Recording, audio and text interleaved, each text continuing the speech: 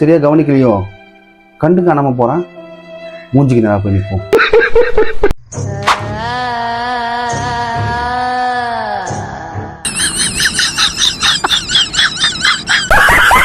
டேய், நான் யாரா? நான் யாரு? பேய்டா நானு. என்னை பார்த்தா ஊர் உலகமே பயப்படும். நீனா கோஸ்ட் ரோஸ்ட் பண்றியா? பேய்னா பயப்படணுமா? நான் பயப்பட மாட்டேன். பயப்பட மாட்டியா?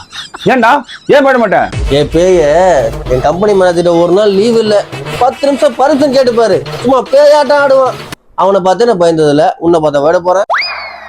அது மட்டும் இல்ல பேய், என் பொண்டாட்டி இருக்கால, அவங்க வீட்டு சொந்தக்காரங்களுக்கு மொய் வச்சா அமைதியா இருப்பா. இதுவே என் வீட்டு சொந்தக்காரங்களுக்கு மொய்ன்னு ஒண்ணு வச்சா போதும், ஒரு பேயாட்டம் ஆடுவா பாரு. அதை பார்த்து நான் பயந்ததில்ல. உன்னை பார்த்தா பயப்பட போறேன். பேய நீ கொஞ்சம் வாயேன். நம்ம வேலை செய்யற கம்பெனிக்கு மாசம் ஃபுல்லா சீக்கிரம் போலாம் ட்ரை பண்ணி போவோம். அன்னைக்கெல்லாம் மேனேஜர் இருக்கவே மாட்டான்.